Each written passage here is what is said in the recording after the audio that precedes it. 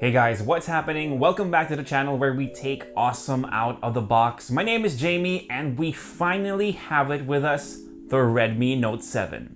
Just in case you aren't subscribed to Carlo's YouTube channel about sneakers, life, and tech, he actually got this unit in a 50,000 peso mystery box from You Pound It. If you want to check out the rest of the stuff he got, we'll leave a link to his channel down below.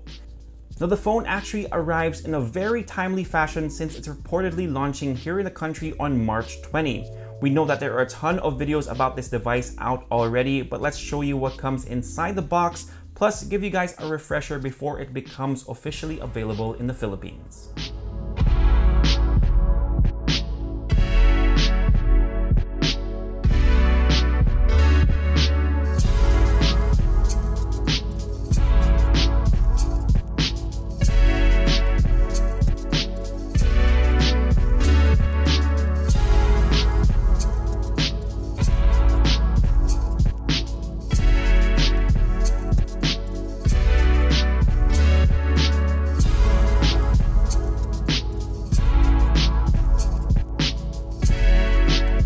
Now, in case you didn't know, Redmi is actually its own brand now, but still carries Xiaomi's legacy with this device, meaning it provides a ton of value for money, and this is pretty much the bang for your buck phone in the mid-range segment, aside from its Pro version, of course.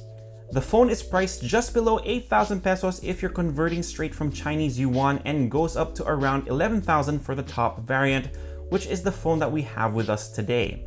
Now, since this isn't a unit that was made available in an official capacity by Xiaomi, it is rocking ROM from China, so we've had to sideload Google Play on it, plus it's slightly more expensive at 14,000 pesos if you buy it from You Pound It. This is not a sponsored post, by the way. Even though it is slightly more expensive than the launch price, you are still getting a tremendous amount of value with this phone, but even after duties and taxes, we hope that the local pricing is somewhere closer to the original price tag that we saw and blew us all away. Alright, it's time for a recap of what to expect from Redmi Note 7. The front and back of this phone is protected by Gorilla Glass 5 with a plastic frame. It feels absolutely premium in the hand, but it feels rather cumbersome to hold even with my large hands, and is a little hefty as well, weighing in at 186 grams. That may sound like we're nitpicking a little bit, and to be honest, we kind of are, because the phone looks absolutely fantastic. We got it in black, but we've definitely seen it in more attractive color variants. The Note 7 has a 6.3-inch Full HD Plus IPS display with a little water drop notch on top of it. It has a resolution of 2340 by 1080 and an overall pixel density of 409 pixels per inch. It's nice and crisp for consuming content, and the color reproduction is definitely what you would expect from a panel of this caliber.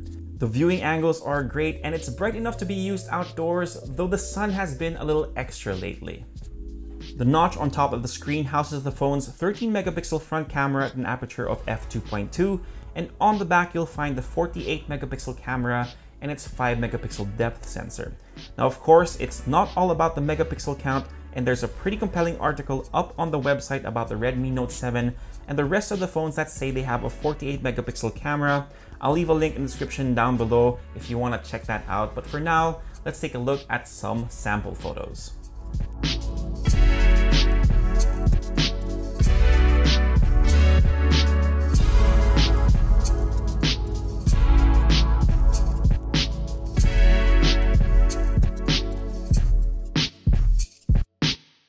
Now, we'll reserve our judgment for the full review, but for the price you're paying for this phone, I think the photos look pretty good. Let us know in the comment section down below what you guys think about the photos and if you're buying into the 48 megapixel hype. Along with the camera array, you also have the fingerprint scanner on the back of the device, and it's actually one of the fastest we've experienced, especially on a mid-range device. There's a small margin of error that's to be expected, but it definitely unlocks the phone quickly.